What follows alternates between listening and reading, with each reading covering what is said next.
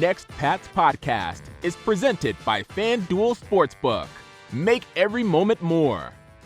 What's up, everybody? Welcome into the Next Pats podcast. I'm Phil Perry. We are fresh off of the second Patriots OTA practice that was open to reporters. Lots to get to there, even though it was a down day. It was a little bit of a laid-back session, according to Bill Belichick. They had just run a lot of plays, according to the head coach, one day previous. So, again, the atmosphere a little bit relaxed, the speed dialed back, ratcheted down.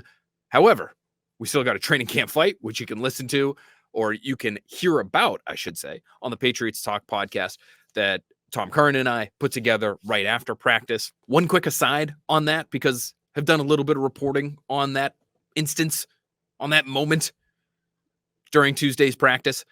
Since we recorded that podcast, spoke to a couple players, actually, just to get their sense of how things went down and how they viewed it, big picture. And the word that came back to me was competitiveness.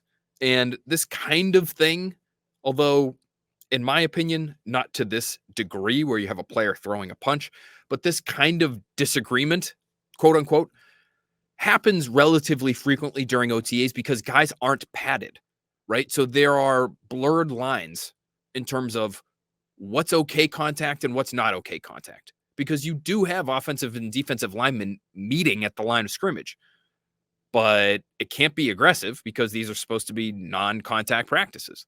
So if anybody crosses the line, then you have these sort of heated moments. And you can even find in last week's podcast where I talk about Keon White, the bull in a china shop, rookie defensive end, gets a long arm into Connor McDermott, who, in my opinion, from, 50 yards away or so, it looked like he took some exception to that level of contact.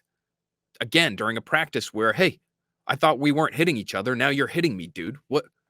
What's happening here? You need to tone it down, et cetera, et cetera. I think those discussions do happen quite a bit. And that was something that players reminded me of when I spoke to them after this Cole Strange, Anthony Jennings, Christian Barmore dust up. The other thing I would say, though, just as far as it relates to this particular moment, there's two things. Number one, I think especially after you've already been docked 2 OTA practices because of a meetings violation, you have to have a little bit of situational awareness. If the NFLPA or the league starts to look into your practices because there's so much physicality that guys are starting to throw haymakers at one another, that could end up hurting the team, as could throwing a punch, obviously, in a game. 15 yards. Boom, personal foul. Like, those are the kinds of penalties that they need to be trying to avoid desperately moving forward. And yes, this kind of thing has happened before. We've seen it happen with Julian Edelman and Stephon Gilmore, those two guys getting kicked out of practice. We saw it years and years ago with guys like Rodney Harrison, Mike Vrabel mixing it up famously and lauded for it. I would just say the team is in a different place right now. Number one, Barmore, Strange, Jennings, these guys aren't Harrison, Edelman, Gilmore. That's number one. Number two, when you're consistently competing for championships and you're consistently thought of as one of the most mentally tough and situationally aware teams in the league, and you're having success due in part because of that quality, then a training camp scrap or an OTA scrap is just a shrug of the shoulders, and again, maybe even worthy of some applause, because you're seeing that intensity that in some ways is benefiting the team when it matters. I think the issue with the team as it currently stands is that they haven't had the focus or the mental toughness part of their game that those teams from yesteryear had, right? We're seeing mistakes, whether it's penalties, not enough men on the field, too many men on the field. And some of that's coaching. So let's include them in this as well, whether it's guys on the sideline or guys on the field. The focus, the attention to detail, it's lacking. And so when something like this happens, I think it is fair to look at it and say, can you have a little bit more attention to detail? Can you have a little bit more situational awareness, as opposed to when you had those things in spades back in 2003 when Rodney Harrison is doing it, it's not a big deal. And I don't want to make too much of this. I'm not saying this is a big deal and that Christian Barmore should be sent home until training camp or anything of that nature. But there is a buttoned up aspect that I think the Patriots are missing to the OTAs, to this point at least, right? Meetings violation, you miss 2, you have a fight, you have to stop practice, you have 2 of your best players on the line of scrimmage that have to sit out the rest of practice. So there's the buttoned up aspect of it. And then there's the reaction to it on the field in real time, which I also found interesting. And I promise we are going to get to a mailbag. We're going to get to a great interview that we have for later in the podcast. But there was the reaction to it by Bill Belichick. And I made this point on early edition, but I think Bill Belichick 10 years ago would have reacted differently. I don't know how. Would he have kicked those guys off the practice fields and sent them back into the locker room? Maybe. That's what we've seen happen before. Would he have done something else? We've seen him in the past on really simple mistakes, mental mistakes, false starts, offsides. We've seen him send the entire team on laps for things like that, coaches included. And I think that in some ways helps establish a culture of the little things matter. Penalties matter. These are the kinds of mistakes that could lose us games. You have to learn how not to lose before you can win. It's all tied in. And the fact that the only thing that happened after a practice fight was that Cole Strange and Christian Barmore basically got the rest of the day off, I found that interesting because I think Bill Belichick in his heart of hearts would love to have used that moment as a mental toughness teaching kind of moment. And maybe you make those guys run the rest of practice. You know, I'm being facetious there. You can't do that anymore. You probably get arrested at this point in time. But at least send those guys on a lap. We still see laps every once in a while for penalties. Can't do a lap for getting into a fight, throwing a punch if you're Christian Barmore. Or maybe get the whole team, pull the whole team aside and say, hey, these guys made a mistake, both sides of the ball. Sorry, but we're a team. We're going to celebrate as a team. We're going to get punished as a team. Laps for everybody. Again, we have seen that before. We've seen Josh McDaniels, Matt Patricia, and Joe Judge running laps before to make a point. This stuff matters. This stuff matters. Being on your details, having control of yourself, your emotions, so that you're not hurting the team. That matters. And Bill Belichick passed on the opportunity to use that as a teaching moment on Tuesday. And I found that interesting. Now, maybe it's because the day before it was a really difficult day and they ran a ton and everybody was tired. Maybe that is in part why you have a handful of guys fighting. Everybody's exhausted. Everybody's mad at each other because yesterday was so difficult. Although you might be able to hear me sort of rolling my eyes as I say this because there are limitations on what teams can do during OTAs. These are supposed to be pretty light sessions. So maybe they ran a lot of plays, but I'm not sure how tired they could be. These are 90-man practices. You got 3 units on either side of the ball rolling throughout the entirety of these sessions. Guys should be getting the rest they need to be okay to go through a shorts and t-shirt workout the next day. But I wonder if Bill Belichick is trying to walk this tightrope, and I'm sure it's something he's had to try to do the last several years, between coaching mental toughness, because I do believe that he believes that's something you have to coach. You can't expect your team to be mentally tough unless you coach them to be mentally tough. You have to put them in hard situations. You have to see how they're going to react. You have to test them on the field and off so that you're getting the best from them when things get hard in moments that matter. So one side of Bill Belichick has to want to do that. That's how he did things for decades. The other side of Bill Belichick, I think, would be looking at and keeping an eye on buy-in, which is another thing we know he cares about. And there is this, again, this tightrope walk of, I want to coach my guys hard, but I can't cross the line into grinding them down. or else I might lose them. And I think that may be as true now as it's ever been. Number one, because the team's just not as successful as it's been in a long time. And so it's easier to grind on guys when you're winning 12 games and you're a lock to be in the Final Four. But number two, it's the players that are coming into the league. And the culture that surrounds these athletes, probably from even before they're in high school, but then into high school and into college, there ain't that many hard coaching coaches anymore. It's just different now. The environment's different. The landscape has changed. What was acceptable 20 years ago is no longer. And what kids respond to, what young athletes respond to now is very different than what it was a quarter century ago.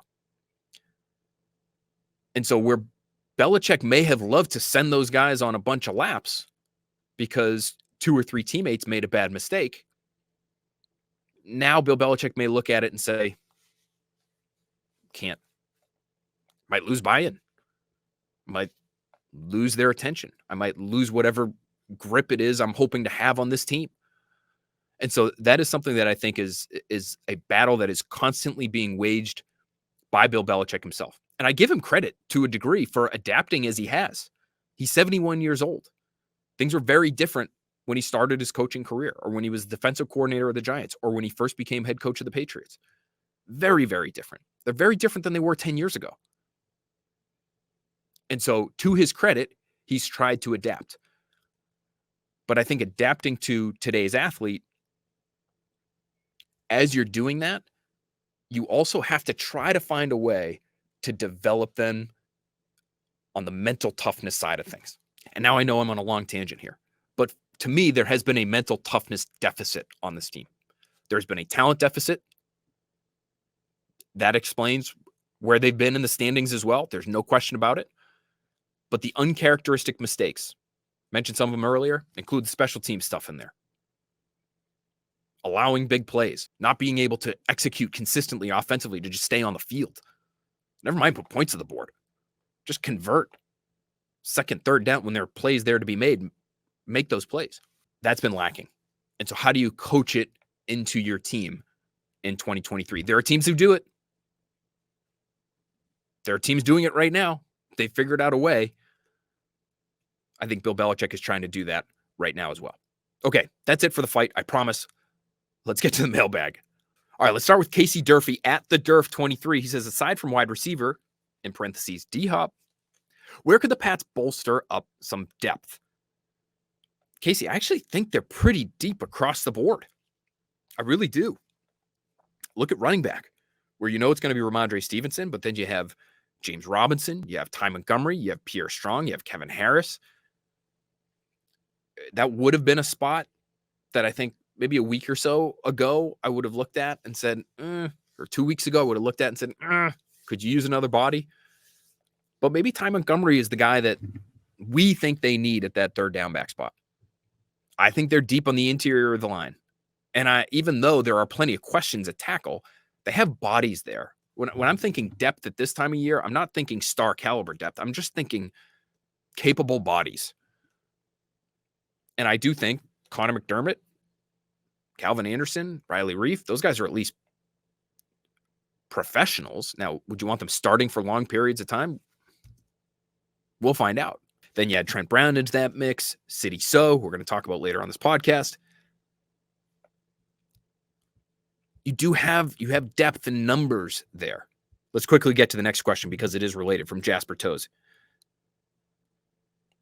He says Hopkins would be more of an upgrade than an addition.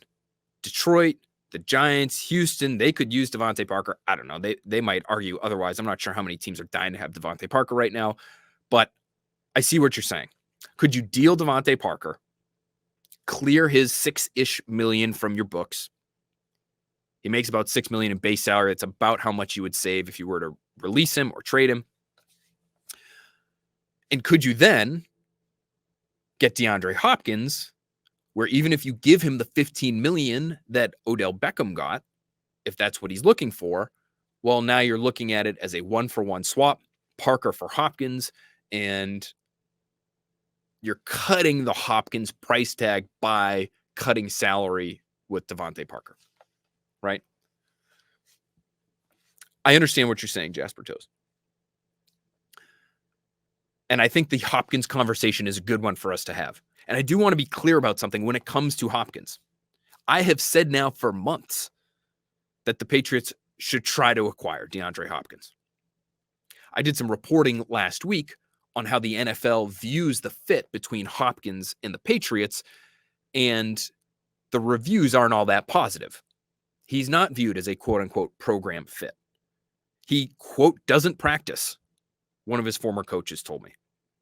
That could be a tough thing to try to wrestle with if you're Bill Belichick. Again, when buy-in's on your mind, when culture is on your mind, and you bring in a player who is A, going to be one of your highest paid, B, is your biggest name, and then C, isn't going to practice.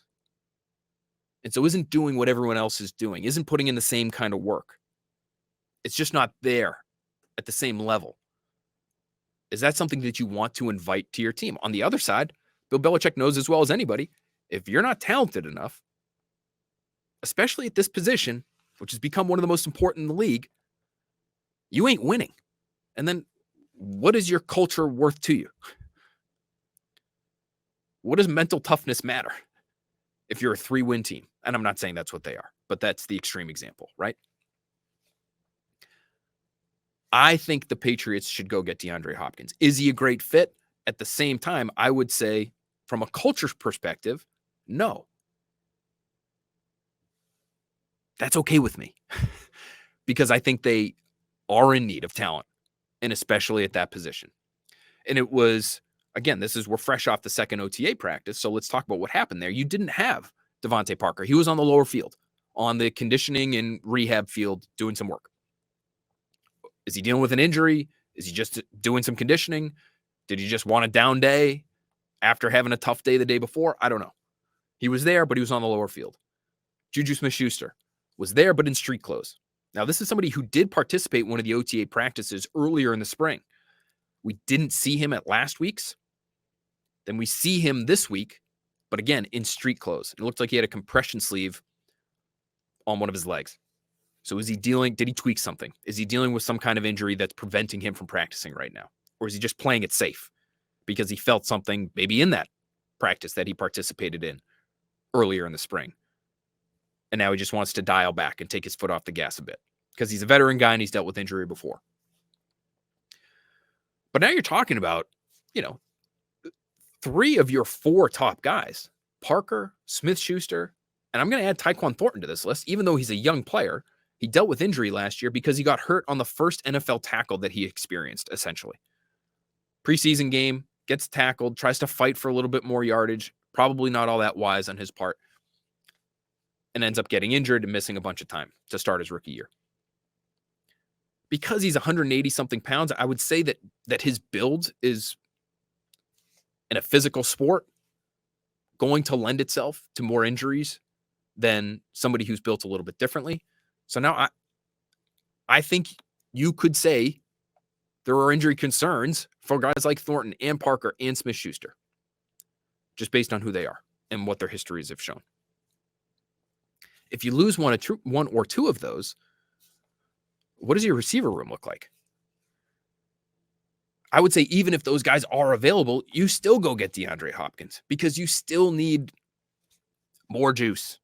You need somebody that a defense needs to game plan for. We've had Rob Gronkowski on this very podcast talk about how they need to go get a guy like DeAndre Hopkins. You can go back and you can find that episode. During the Super Bowl, we talked to Ian Rappaport, who said that DeAndre Hopkins and Bill O'Brien would get along, that there was a lot of interest in DeAndre Hopkins during last year's trade deadline. You have Albert Breer reporting this week that Bill O'Brien and DeAndre Hopkins would be fine in Foxborough if the Patriots ended up making that move. Make the move. All he costs is money. You have money. You can structure the deal in such a way, as the Ravens did, that the cap hit, if you care about the cap, is not at all significant. Odell Beckham, $15 million this year, $4 million cap hit. It's very easy. void years, spread the money out. Cap's going up again next year. It's going to go up in all likelihood in perpetuity, pandemics aside. You can spread it out. It's not going to hurt you. It's not a massive commitment. It's a 1, maybe 2-year commitment, and probably 1, to give yourself more talent at one of the most important positions on the field. Go do it. I know what I reported. I know what people in the league say. He's not going to practice. He's not necessarily the most detailed guy in terms of his route running. So in a timing and rhythm-based passing game, like the one that we're expecting to see from Bill O'Brien and Mac Jones, is DeAndre Hopkins, who I've been told likes to freelance a little bit. Is he going to be a great fit? Maybe not. But if he's a guy that you can throw it up to on third down when it's 3rd and 8, and you're desperate to move the chains because your defense has already been on the field way too long against Josh Allen or Patrick Mahomes, that's incredible value. And no, he's not a field stretcher. You know, we're dropping all kinds of Hall of Famer names in this podcast, I guess, but we had Calvin Johnson on a few weeks ago, earlier this offseason. He said they need somebody who can stretch the field and really test the defense in that way. That's not Hopkins. That's not his game. He's never been a fast guy. He's never been a separator. But he's always open because he's so effective in the contested catch game. 700 yards last year in 9 games. And a bad offense in Arizona. The guy can still play. And I think his game will age well because it's not based on speed. Make the move. That's what I would say. Even if the people I've spoken to say he ain't the best fit.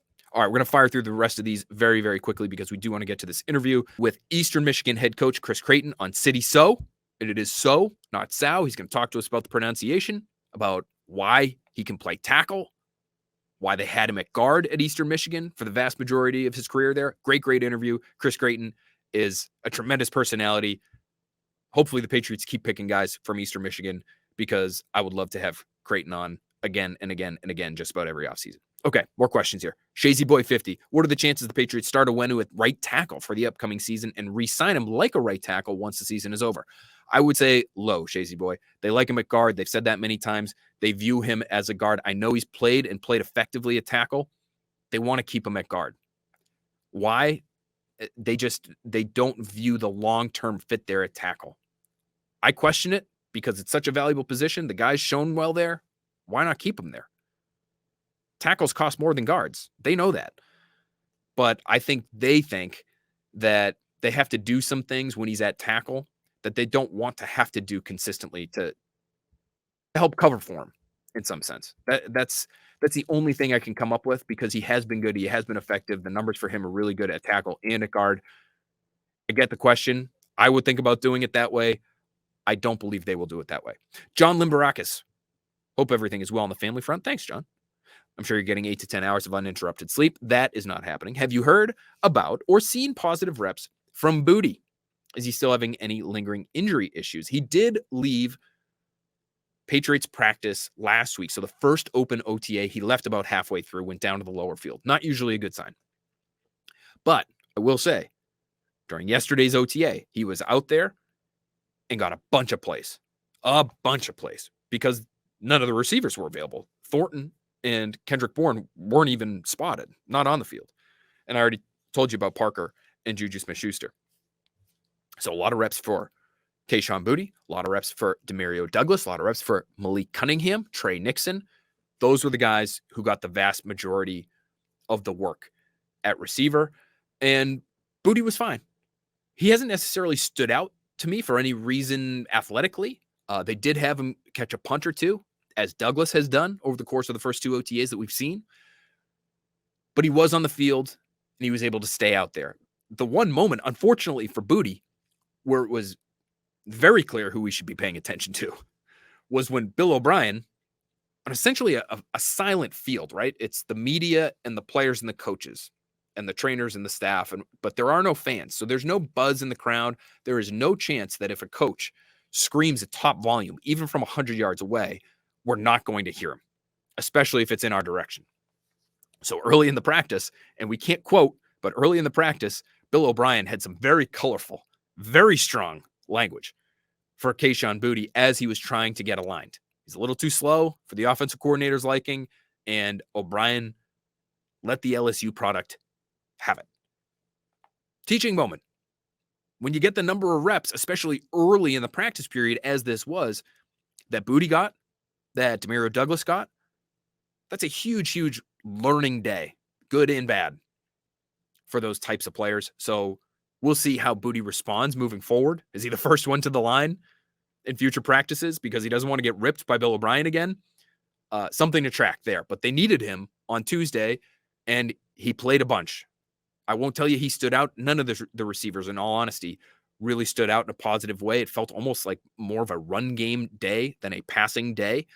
So, and that makes sense given all the receivers that were absent. But we'll continue to track those guys very, very closely because I do think there's going to be room on the roster for one of those sixth-round receivers. Or maybe it's Malik Cunningham if he ends up as a standout through the spring and summer. All right, John Dunphy. Oh, he wanted to know about Douglas and Booty as well. He says, if Douglas and Booty both show promise, could you see the Pats letting go of both Parker and Bourne, especially on expiring contracts and the need to build receiver depth on the roster? Parker's an interesting one because, again, you could free up $6 million. And if you feel like you get a boundary threat, if it's Hopkins, or if you feel like Tyquan Thornton can be a consistent X on the outside, I'm not sure that's a great idea. But maybe if they end up feeling that way, or Bourne, that maybe they feel Bourne can take on that role because we know he can play inside and out, then maybe they feel comfortable letting go of Parker. Bourne, it's harder for me to see them just letting go unless his performance really dips. Whatever happened last spring and summer, for instance, happens again this spring and summer, and Bill Belichick says, enough is enough. We can't do it anymore. I know you had 800 yards 2 years ago, but that was 2 years ago. See you later. He's too good a value right now. I'll pull up his contract as we're speaking here at Over the Cap. Best resource for salary cap information that's out there. Kendrick Bourne is for 2023. Let's see here. $4.75 million on his base salary. His cap number is almost 7. If he were to be released post June 1, the Patriots, it's a decent chunk of change. They would end up clearing over $5 million in cap space. Same would be true if they were to trade him. That's just, it's such great value. If he's that 800-yard receiver again, this is nothing. This is pennies at that position. So that's where I find it a little bit harder for the Patriots to maybe think about getting rid of him. Whereas Parker, he's been injured. He's a veteran. Is he getting better? Is he getting worse? Somebody that you're depending to sort of be a down the field guy. And I think he's still very good in those contested catch situations, but does he have the speed? Does he have the leaping ability still? These are things that they can track, that he's worth the $6 million that they're paying him. Will be interesting to see this summer how they feel about him. All right, Yeager, given the top 4 receivers were out and the young ones were featured, did we learn anything about them? Do we have a shot, or do any of them have a shot at cracking the final roster? This sort of marries up with a question from Jordan at JBoss. Do we even care about the results from OTAs? I.e., quote, Trey Nixon looks incredible. I know OTAs are important, but does individual performance mean anything? I link these together because I would say when it comes to OTAs, how guys are being used, where they're being used, is almost more important than the actual performance itself. When it comes to the individuals and how they look, body type is interesting to me.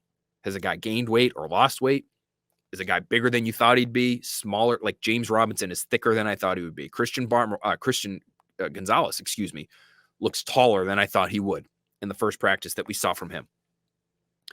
How do guys move? That's the other thing. We heard Kyle Duggar talk about how everything's so easy for Christian Gonzalez. He's so athletic. He's so fluid. You can see, even though it's shorts and T-shirts, you can see that sort of thing. And I noticed it yesterday with Gonzalez. Even just when he's going from his back pedal to putting his foot in the ground and getting up the field on a run play, there's no wasted movement. It's not 2 or 3 back pedal steps before he stops and is able to plant and move forward. It's 1. As soon as he decides, the foot plants and he explodes forward. That to me is the kind of thing that you can notice right now and take and put stock in, versus Trey Nixon had 8 catches or Kayshon Boutte had 6 catches.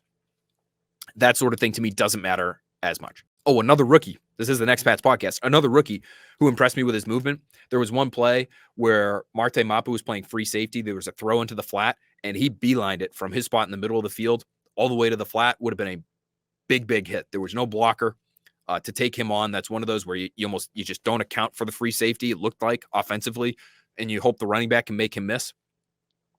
Man, straight line speed. When he decides where he's going and he goes, Mapu can move. So to me, I'm not sure he's the free safety of the future. I think there are questions from people in the league as to whether or not he has the range to do that. But he covered a lot of ground in a short period of time on that particular play. So maybe it's plays like that that will continue to get him reps at the free safety spot. Lawrence D says, did JSS have some type of cleanup procedure this spring? Juju Smith-Schuster is what I believe you mean there, Lawrence. Not to my knowledge. Again, he participated in practice just 2 weeks ago. So we'll see on his availability moving forward, especially for minicamp, which is mandatory and more important than these OTAs. Alan asks, how long do you think they'll stick with 12 personnel if they can't run out of it? Good question, Alan. They couldn't run out of 12 personnel 2 years ago either, when they had when they had Jonnu Smith and they had Hunter Henry. They had a really difficult time running out of 12 personnel, but they still were able to run the football. They were a top 10 rushing offense in terms of EPA that year under Josh McDaniels. They were top 3, I believe. I'm looking this up right now in terms of success rate. Have it here. Bang. They were 4th in success rate running the football in 2021, and they really couldn't do it behind either of those guys, Hunter Henry or Jonnu Smith. So they'll figure out a way to run the football. Whether or not those guys are a big part of it, I think it's safe to say Mike Gesicki will not be a big part of it. The 12 personnel will give them some unpredictability, though. It can look like 12 because they can play Gesicki in line, have him be a threat to, block a backside safety, maybe a backside corner. You're not going to have him at the point of attack all that often is my understanding of how defensive coaches look at Gesicki. But he can be on the field in 12, and it's really 11 because you use him as a big slot receiver.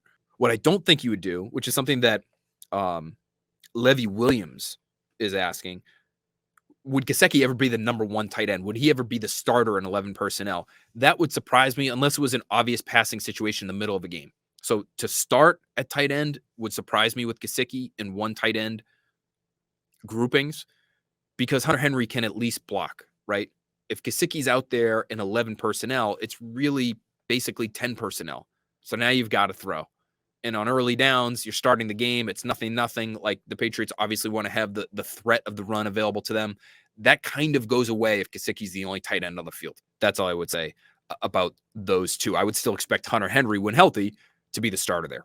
Guy Rhodes at Big East Champ says, hey, Phil, seems like we talk about B.O.B. and Josh McD as more or less equivalent, but how are they different? Notice anything from OTAs? We're going to get much more into this later in the summer, Guy, but I think it's safe to assume you'll see more of a college influence from Bill O'Brien. More spread, more empty, although we know Josh McDaniels has plenty of this in his bag. I think you could see more of it with Bill O'Brien. 5 out, let Mac Jones go to work in 5-man protection situations.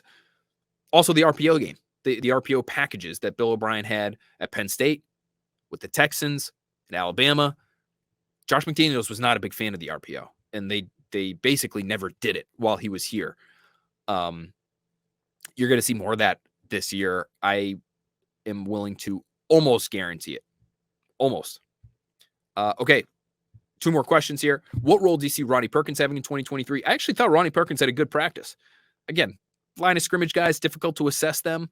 But in that second OTA, Ronnie Perkins was out there quite a bit, which that's half the battle for him. Just be healthy, be on the field, and was able to run by a few backup tackles. Now, I'm not saying he's going against even Calvin Anderson or Riley Reif all that often, but he looked pretty fast out there, which is something we've said about Josh Uche before in these sessions. Shorts and T-shirts. Uche looks fast. We'll see what it looks like when the pads come on. Well, it finally clicked for Uche in 2022. So that means something's coming for Ronnie Perkins. I'm not going there yet, but I thought he was okay. He's going to be an outside linebacker. He's a little bit undersized, so he's not Judon. He's not Keon White. He looks like maybe a sub-rush kind of option if something happens with Josh Uche. And we know he's dealt with injury before. So something to keep an eye on there. And then Cure at Find a Cure says, reports were that the Pats view Sidy Sow as a tackle during the draft. Has he been playing as a tackle or guard so far? Funny you should ask, Cure, because he has been playing as a tackle, right tackle specifically. Now, from what I've seen, he's only played right tackle. I don't know if they would ever try him on the left side. He's a large man. He's a wide-bodied man. You get some Marcus Cannon vibes from Sidy Sow, although he's not as tall as Cannon. That's sort of the body type you can envision in your mind's eye, because I'm sure anybody listening to this podcast has seen quite a bit of Marcus Cannon play football. And that's who I think he could be as a player too. You know, this downhill, get after you, physical, road grading offensive lineman. Why do I know that? Because I had a chance to talk to Chris Creighton, Sidy Sow's head coach at Eastern Michigan. Phenomenal conversation with him. We're going to talk about, again, how you say this rookie's name, this rookie 4th round pick for the New England Patriots. We didn't think the Patriots drafted a tackle. Turns out they did. We just didn't know he was going to be a tackle for them. He was a guard for the vast, vast majority of his college career under Chris Creighton, but Creighton describes to us why he made the move from tackle to guard, what it was about that Eastern Michigan offense, which you're going to want to hear, because it's going to maybe give you some clues as to what this Patriots offense might be moving forward. Again, the draft is the best indicator of what teams are trying to do on the football field. Listen to Creighton talk about Sidy Sow, and then ask yourself if this is a team that sounds like it's going to be running a lot of wide zone or outside zone in the near future. I think you might be shaking your head at that. That's just one piece of the conversation that we had that I think you're going to love. Let's get to it right now, because Chris Creighton is a gem. Here he is. It's Sidy Sow. Okay. But our offensive line coach at the time, Ryan Grubb, called him the Big Sow. And it has been Sidy Sow almost to everyone ever since. But it is technically Sidy Sow. So there you go. That's how we'll start it off. Well, listen, we got to get that right before we do anything. So I'm glad you've corrected me. All right. So it's not Sow rhymes with cow. It's Sidy Sow, like you're sewing a shirt. All right, Sidy Sow, we've got that figured up. The Patriots sewed him up in the 4th round. I know they're excited to bring him aboard, Chris. And I just want to get your reaction first when you saw that he was drafted, not only drafted, but drafted to the Patriots, and what you thought of that marriage between Sidy going to Bill Belichick's team. Yeah. You know, I'm definitely not a draft expert. I've never coached in the NFL, but, you know, just like anybody else, you try to follow it. And, you know, it seems like the Patriots do a really good job of not being affected by what other people think. I've always admired that about them. And, you know, it seems to me that, you know, Sidy ended up getting some pretty good attention this offseason. So it wasn't like he was just, you know, discovered out of nowhere. But I just really, really respect them for going through their process and trying to figure out, you know, who was going to fit them physically and just in terms of the person and all that. And I think they did a really good job. You know, I really do. So it's exciting. Jake Julian had our punter got to spend a little bit of time in preseason with the Patriots. And so he loved it. He loved how everything was run. He loved the culture and all of those things. And, you know, I asked him, you know, about every minute of every day, just, you know, trying to learn and get better. And I think Sidy is going to do, you know, really, really well. I would add, I think Chad Ryland is going to do really, really well, you know, in that environment as well.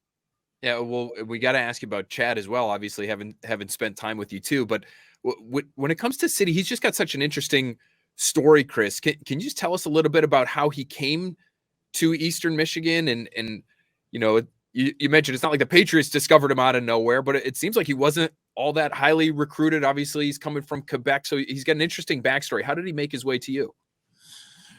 So we saw him at a camp. I think it was at Ohio State, and he'd always played defensive line. And so we asked that group to come up to our camp here at Eastern Michigan, and they did. And, we asked him to play offensive line, and he had a teammate with him that was being recruited and that we had offered, and he was, supposedly the better of the two. And honestly, I mean, Sidy, his feet were so good, and he was so coachable. And even at that stage in his life, he was just a block of a human, and I just remember it was at night, and it was in the back of our end zone here in the stadium, and he's, pass setting and blocking these one-on-ones. And I ended up saying to our offensive line coach, I said, I think this guy's better than the one, and he was like, well, no, I don't know about that, but so we offered him and felt really good about it. You're always developing offensive linemen. And I'll tell you this, when I went to the home visit, I'll never forget it, because I was driving from the Montreal airport when our AD called and told me that the Bahamas Bowl was going to call her and invite us to the Bahamas Bowl, our first bowl game in 29 years, I think at the time. And so, I'm driving up in Canada, in December, it's freezing cold, and screaming on the phone with our AD about to get this call, going to home visit Sidy Sow, which I think we were probably calling him Sidy Sow by that time. And so I go to his home, and his mom and little sister are there. And the thing that I remember the most is the TV was on. Okay. And you know what was on? NFL Network. Oh, wow. So it's, I played and coached in Sweden back in 1993. And so, we've recruited international players and all that, but it's still, here we are, we're in Quebec, it's December, and I don't remember what day, of the week it was, but, they've got the NFL Network on, It's an international game. Yeah. A kid that loves football, just like me and you, and grew up with it. Even though it probably wasn't their country's, national pastime, just still, when people love American football, they love it. And so, that's how it all started. And he played, correct me if I'm wrong, Chris, but he played tackle for you guys right away, and then ended up having this really obviously great long career with you, and played a ton of snaps and played in a ton of games, and most of those at guard. But I guess I should ask you, you'd know as well as anyone now, like, do you feel like he could play tackle at the next level? I think a lot of people here locally were looking at the Patriots roster and saying that they could use a tackle. And now we've heard from a few people since then that the Patriots actually might try to play him at tackle. What went into the move, I guess, to move him to guard? And do you think he could play the other spot, that tackle spot, as a pro? Yeah, it's a really good question. We've had a good offensive line, and so I don't mean this, against any of our offensive linemen, but I would tell you that if the left side of our line had Sidy at left tackle and Sow at left guard, we would have been in great shape, right? You have to make a choice. You can't play them the same person in two different places at the same time. And so just the way that our offensive line shaped up, in those years that, we played them inside, we are a heavy inside zone team, and he's powerful. He's really powerful. He's got the feet to play tackle, at our level. There's no question. I don't know. I've never coached in the National Football League. I think he's really good. He's got really good feet. I think that it's definitely worth them checking that out. Maybe at a right tackle more than a left tackle. But we ended up, just with the dynamics of our team and the other guys that we had, Our choice was, let's just take his power inside and move the line of scrimmage. But ultimately, if we had two of them, we would have played one at guard and one at tackle. And it's, you mentioned his feet. It looks like he's a pretty explosive athlete too, just based on some of the testing that he was able to post before the draft. And we had Dante Scarnecchia on with us a couple weeks ago and asking him about, what does he look for in tackles, and, especially during the pre-draft process. And the one thing he said about the test, and not that it was the be all end all, but he did say, I would pay attention to the jumps. And if the jumps were good enough, that usually meant this guy was pretty explosive and he'd be able to get out of his stance. And when you look at Sidy's numbers, 32-inch vertical, 110-inch broad jump for a guy who weighs as much as he did. I think he was about 325 pounds before the draft this year. That's pretty impressive. So be interesting to see, where they use him, how they use him. Knowing the Patriots, they'll probably use him a bunch of different areas, Chris, and try to cross-train him a little bit. I think that would be wise. Throughout his career, we did that here. And, I can tell you, it's not going to end up being too much for him, mentally. I can't say like his football IQ was off the chart when he got here or anything like that, but Sidy's a smart guy and is very coachable and can learn. So, I think it'll be really wise for them to try to figure that out. Have you seen him yet? No, I haven't seen him yet. I think hopefully we'll get to meet those guys pretty soon here. They've got their OTAs coming up over the course of the next several weeks. So we'll be down there soon enough. Yeah. So he is, I don't know what he measured at down there, but we've always had him at 6'5". Do you know what his measurement was? Yeah, he was 6'4", 3/4. So yeah, right there, 6'5", 323 is what it looks like. Yeah. Yeah. And so he is, he is a big human. He's some of these guys, 6'8" and 360. He's not that. Right. And so he doesn't, I think when you first look at him, it's not like, oh, he's really long. You just don't, just because he's, he's a wide, like I said, he's a block of concrete in a lot of ways. But he's got good length, so I'll be really curious to see what they end up doing with that. But yeah, he's got good feet and he's got great power. So it's a pretty good combination. It's a pretty good combination. Again, bringing up Dante Scarnecchia and what he would look for, he's just such a great resource for us. The three things he would say would be smart, tough, athletic enough, is what he was looking for in lineman. You mentioned to us his football IQ. We talked about his athleticism. Is there a toughness story, Chris, that you can think of when you think of Sidy and his time spent with you guys there at Eastern Michigan? Just something that, you think back, okay, was this guy tough? Well, yeah, I remember when this happened, whether it was practice or a game. Is there a story like that you could share with us? I'll take that into maybe a little bit of a different direction than you're asking, but this is toughness for me. And the mental and emotional toughness always supersedes physical toughness to me. And being Canadian throughout COVID, you think about how long he was away from his family, and the decisions that he had to make about, can I go back and will I be able to get back into the country, and how long is this going to last? And so I know that was, difficult on everyone.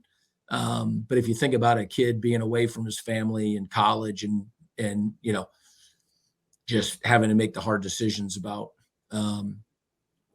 being here over breaks and all of that. So that's probably the first thing that comes to mind. Probably the second way that I would answer that is, he has the most consecutive starts. Is that right? Of anybody in our 131-year history here at Eastern Michigan. And so the physical toughness of taking care of his body and not, complaining or pulling himself out when, for over the course of whatever it was, 5 or 6 years, playing in every game. I mean, it's just crazy, crazy tough. It really is. I mean, those numbers, those starts numbers, that alone speaks to his toughness. Chris, before we let you go, I did want to ask you quickly about Chad. What about Chad? Do you think we'll allow him to have success here in New England? Obviously, he's used to kicking in the elements. It's got to be safe to say at Eastern Michigan with you guys, he's going to experience that here in New England, no question, in the next, I don't know, give it 4 or 5 months. Right. Yeah. So Chad's mentality has been, I would describe it as a pro. It probably when he came out of the womb, right? I mean, I didn't meet him until he was 17 or 18, but he has always had a maturity, a composure. And yeah, there's a toughness to him too. And he has his process. He sticks to it. I think he's shown that throughout this entire draft process. I think he really has, where, and I think you can and should do this, but, there's confetti and, crying and hugging and all this kind of stuff. And Chad, I mean, I just don't think that anything is going to be able to rattle Chad. And I know that there's probably somebody over there that's been there for a while that's probably pretty good at trying to rattle people or get underneath their skin or whatever it is, push buttons. And my money's on Chad Ryland.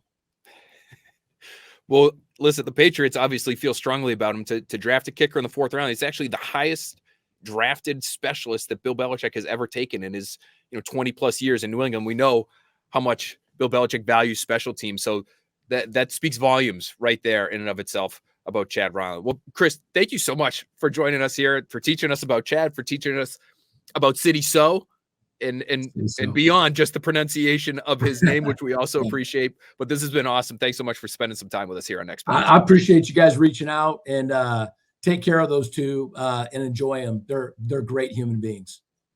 Definitely. Can't wait to meet them. Thanks again, Chris. All right. Take care. Great stuff there from Chris Creighton. Really want to thank him for joining us and spending some time with us on Next Bats to teach us a little bit more about Sidy Sow, the person, Sidy Sow, the player, the tackle that we didn't think the Patriots drafted. There he is in the 4th round. What will he become? We'll have to wait and see, but a great review there from Chris Creighton. Thanks to all of you for all the questions you left. Continue to leave us questions, whether it's on Twitter, on our YouTube videos. Love the YouTube community. Thank you guys so much for listening, for participating, and for getting after it in the comment section. Love going back and forth with you guys there. And also on our Apple Podcast comment section. Leave us a 5-star review. Leave us a comment. We will get to the comments. We'll treat them like mailbag questions. Leave us whatever you want in there. Whether it's 53-man projections or questions about Kayshon Boutte versus Demario Douglas, whatever you want, whatever you hope that we're looking for that we can then relay to you informationally. All of that stuff is stuff we will go through on Apple Podcasts. You leave us that review. We really appreciate it. It helps keep this podcast rolling. We're going to continue rolling next week. Busy week next week. We've got mini camp. We've got 3 consecutive days, mandatory mini camp. I would expect we'd see guys like Matthew Judon and Trent Brown, who we have not seen through the first 2 open OTA sessions. We actually do have 1 more OTA practice. It'll probably be another down session this coming Friday. So we'll have a chance to work in some observations from that day as well. But next week's going to be a lot of fun. Minicamp, one of my favorite weeks of the year. I really enjoy these camps because you can learn a lot about the team before things really get going during training camp. Gives us a little bit of a taste before the summer work gets started. All right, guys, thanks again for contributing. Thanks for listening. We'll talk to you next week.